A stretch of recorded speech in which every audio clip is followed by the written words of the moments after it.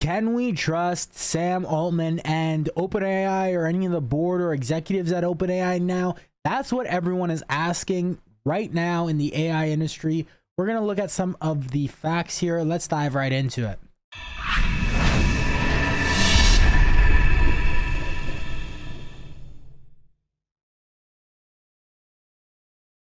All right, so on May 28th, 2024, so just a couple days ago at the time of recording this, OpenAI board forms Safety and Security Committee. So this new committee is responsible for making recommendations on critical safety and security decisions for OpenAI, for all OpenAI project recommendations in 90 days. So today, the OpenAI board formed a Safety and Security Committee led by the directors Brett Taylor, Chair Adam D'Angelo, Nicole, Sam Altman, CEO, and then this committee will be responsible for making recommendations to the full board on critical safety and security decisions for OpenAI projects and operations. OpenAI has recently begun training its next frontier model.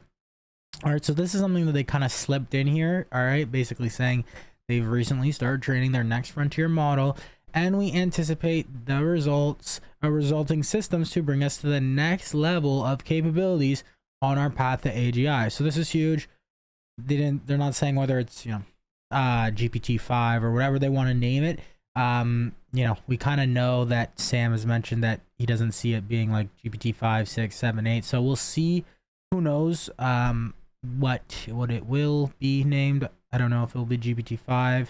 They do have trademarks for like GPT-6 and 7 and whatnot. So we'll see. While we are proud to build and release models that are industry leading both on both capabilities and safety, we will welcome a robust debate at this debate at this important moment. A first task of the Safety and Security Committee will be to evaluate and further develop OpenAI's processes and safeguards over the next 90 days. At the conclusion of the 90 days, the Safety and Security Committee will share their recommendations with the full board. Following the full board's review, OpenAI will publicly share an update on adopted recommendations in a manner that is consistent with safety and security. OpenAI technical and policy experts, Alexander Madry, head of preparedness, Lillian, etc. All these people will also be on the committee. Additionally, OpenAI will retain and consult with other safety, security, and technical experts to support this work, including former cyber security officials, blah, blah, blah, blah, blah, right? So they put this out. So a few things to note here. Is one, of course, the new frontier model. They're training it, apparently, etc. So, yeah, that's interesting, of course. And then also, too, is really just what they're doing here. And this is, they've been getting a lot of backlash or just a lot of drama going on within OpenAI for the last, 2-3 weeks. I mean, realistically, for the last, 4 or 5 months, but it's kind of slowed down after the Sam Altman stuff a bit, and then it just started again after Ilya resigned, Lieke resigned, and and then a bunch of other stuff him saying that the security there wasn't there, and then also Helen Toner a few days ago basically saying that Sam Altman wasn't explaining a bit more about as to how Sam Altman wasn't consistently candid with the board, etc. And even saying how they didn't know when ChatGPT was going to be released or all these other things were going to be released. So pretty crazy and honestly shocking news from her. And I did do a video on it, but if you haven't seen that clip of her doing it, I'll insert it right here just so you're caught up with that. For years, Sam had made it really difficult for the board to actually do that job by, withholding information, misrepresenting things that were happening at the company, in some cases outright lying to the board. At this point, everyone always says, like what? Give me some examples. And I can't share all the examples, but to give a sense of sort of the kind of thing that I'm talking about, it's things like, when ChatGPT came out, November 2022, the board was not informed in advance about that. We learned about ChatGPT on Twitter. Sam didn't inform the board that he owned the OpenAI startup fund, even though he, constantly was claiming to be an independent board member with no financial interest in the company. On multiple occasions, he gave us inaccurate information about the small number of formal safety processes that the company did have in place, meaning that it was, basically impossible for the board to know how well those safety processes were working or what might need to change. And then, a last example that I can share, because it's been very widely reported, relates to this paper that I wrote, which has been, I think, way overplayed in the press. The problem was that after the paper came out, Sam started lying to other board members in order to try and push me off the board. So it was another example that just really damaged our ability to trust him, and actually only happened in late October last year when we were already talking pretty seriously about whether we needed to fire him.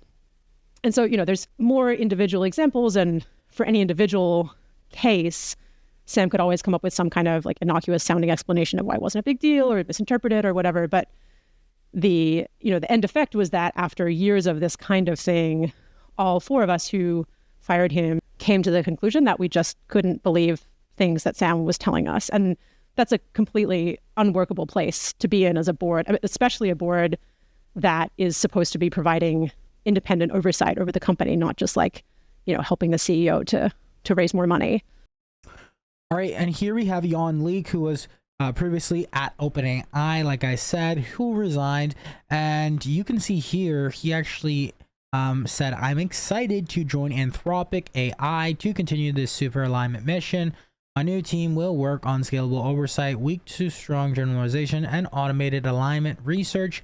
If you're interested in joining, my DMs are open." So crazy stuff here. Anthropic has been somewhat more known for being a little bit more safety first. All right, Helen Toner even wrote an article saying this, and this was an article brought heavily more to light during the whole Sam Altman firing, when she kind of mentioned how a company like Anthropic is basically doing safety a lot better than OpenAI.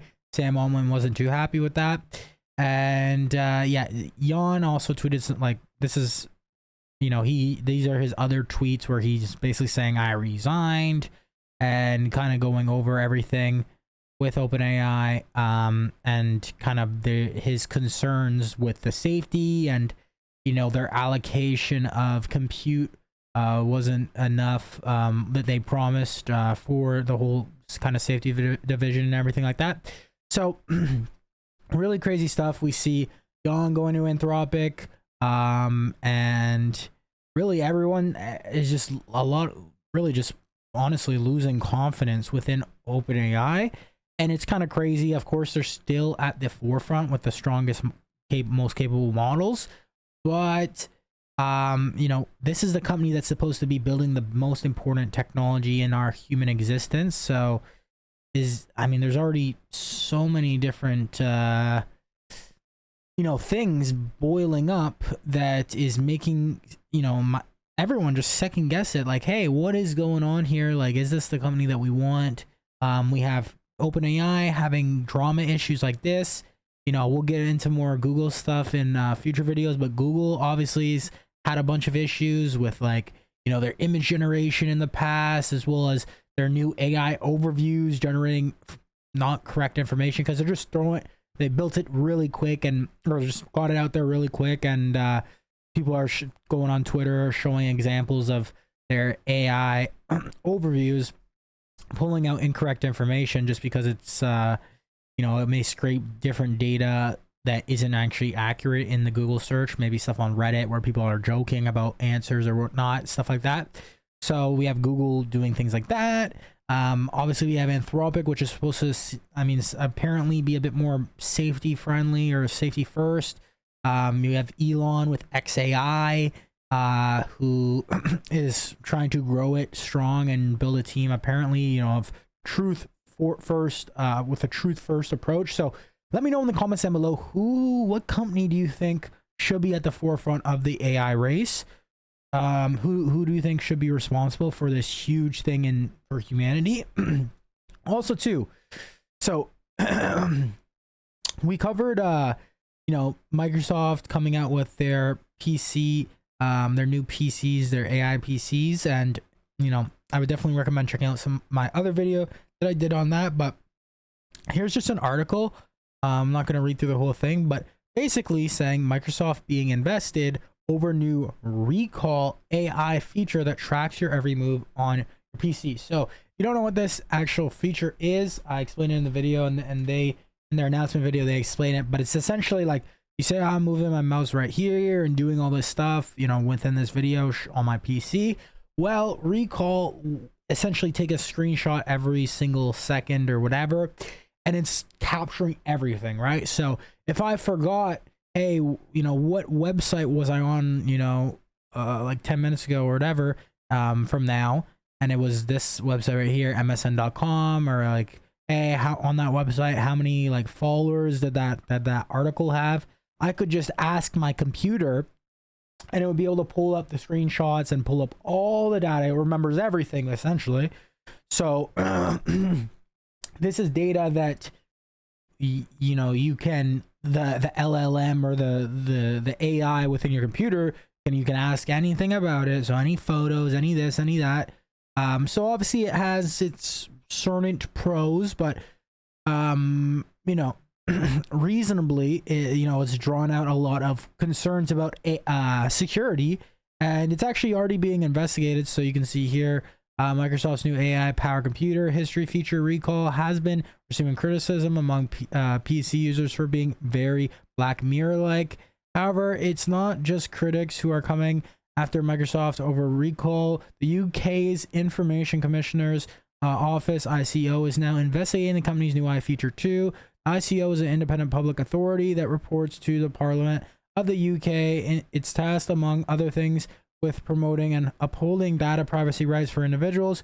We expect organizations to be transparent with users about how their data is being used and only process personal data to the extent that it is necessary to achieve a specific purpose. The IC wrote in a statement published on Wednesday via its website. Industry must consider data protection from the outset and rigorously assess and mitigate risks to people's rights and freedoms before bringing products to market. We are making inquiries with Microsoft to understand the safeguards in place to protect user privacy. The ICO statement concluded. All right, and why is Recall causing concern? So everyone is very familiar with web history, and archive showing users its websites. All of the popular web browsers like Chrome, etc., have this feature. Microsoft is taking a general idea and applying it to a new concept. Yeah, so it's just explaining the Recall concept like we talked about here. And this would make sense. I mean, because first of all, Microsoft is not a company that is privacy first. All right, it's really just not. They use your data, just like many big tech companies. Google does the same thing. Like, do you really think your data and your security is like, it's the most safe, secure privacy, or I should say privacy like forward company? It's not the case. Google's not like this. Microsoft's not like this. Really, almost any big tech company. If you're someone that's, in the privacy space, or if you're into privacy, etc., there's so many different, best practices where you should understand that these companies don't have your privacy interest at hand, going forward. So not a big surprise that, especially with a feature like this, like giving a big tech company this much power and this much data, and yeah, Microsoft wants that data. They want that data. And I'll even show you something that like is similar, right? It's somewhat similar. And this is the same similar data that they would be getting. And I'll show you like just proof how bad Microsoft wants this data. And I actually did a video yesterday on this tool, Microsoft Clarity. It's a great tool. You can use it for your business. You can put a pixel on your website, and it will track the users. It will track heat maps. All right, so it actually is like a replacement for a tool like Hotjar. If you're not familiar with Hotjar, this is like a big tool. Internet marketers, e-commerce brands use this tool and use it for years, etc. I don't know what their whole what their revenue is a year or anything like this. It's a big tool. They're doing a lot of money, etc. Like making a lot of money, have a large user base, etc. Right? The software tool price range is 32, or this is yearly. Let's do 40, not 100, 230, and even if you make like a custom plan, it can get pretty pricey a month. You could make it up to like $1,000 a month, etc. Right? So it can even actually be more. If I drag this like this, yeah, it's gonna get into where it doesn't show the price. But anyways, point being, Microsoft Clarity is a tool that literally does everything Hotjar does, maybe if not more. I don't know the exact breakdown comparison, but if we go to their pricing, it's literally free forever. You enjoy everything. There's no cost. You'll never run into any traffic limits or be forced to upgrade to a pay version. There's literally no tiers. It's just free. Why is Microsoft doing this? And just so you quickly know, I briefly mentioned it, but what does this tool do? You put it on the website and it does heat map tracking. So if I go to here, heat maps. So understand your business. When a user goes to your website, just like how I'm on this website, I've been clicking on these buttons. With this tool, when it's installed on your website, you can literally watch and see where your traffic is clicking on the buttons, how long they're spending on a page. It will literally show you a recording of them on the page, so like session recordings. It will show the user like their location, rough location, if they're actually like still like where they're viewing your website from. Like you can see here that he's viewing the different entries of different users. You can literally like download the recordings. You can see here the mouse being dragged. You can literally see all this data. This is like all the most powerful insights as to how users are using your website, and like it's screen recording the whole thing, right? Kind of similar to Recall, just on a website. Recall is doing it on your whole computer forever. This is just doing it on your website, and this will help boost conversion rate optimization, etc. And it even has Copilot within here, so you can literally ask Copilot stuff about Clarity. That what button did my users typically like seem to really convert on, or what was the call to action, etc. You can ask these type of questions. So it's getting all this data and it's trained on the data with Copilot, and you can ask it, etc. Right? So with that being said, if I go to pricing and we'll scroll down, why is it free? Our mission at Clarity is make behavior analytics available to everyone from bloggers to Fortune 500 companies. Clarity is built by Microsoft, one of the largest technology companies in the world. Microsoft possesses a massive amount of anonymous data around user behavior, processes a massive amount of anonymous data around user behavior to gain insight and improve machine learning models that power many of our services and products. Clarity is one of the many ways Microsoft gathers this important data, and why we've made it available for free. All right. We'll never share your data with third parties. All right. So that's basically their explanation, and it makes sense, right? This is very important data, very powerful data, and data is a huge currency nowadays. Data may even be more is becoming more important than, maybe even some may argue, than actual currency, with where AI is going, right? Like data is literally what powers these AI machines, these LLMs. Money is, or currency doesn't. Obviously money, yes, you need money to build the infrastructure for them and stuff, but data is like one of the most potent currencies in today's world, right? So this is why they literally built this tool that multi-million, or I don't know how much, hundreds of million, whatever, how much money this company's doing. This is like an example of a company that built this tool and is selling it for a price. Microsoft just comes in and gives it to everyone for free because they just want the data. The data is worth it for them, right? So with that being said, with Recall, it's very similar. It's like screen recording your whole computer.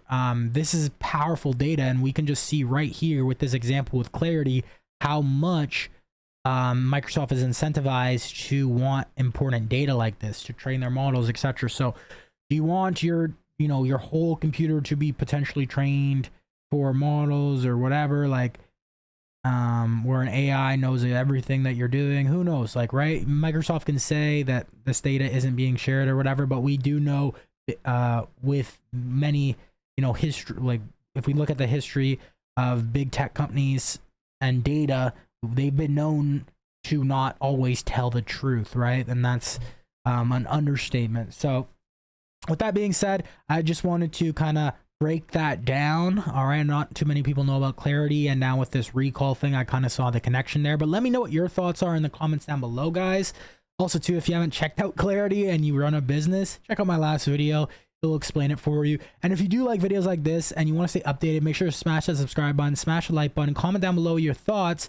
And we upload videos every single day about AI, automation, workflows, etc. I'm going to be giving you some very value-packed videos coming soon about how to actually leverage systems, operations, AI into your personal life, business, build workflows, etc.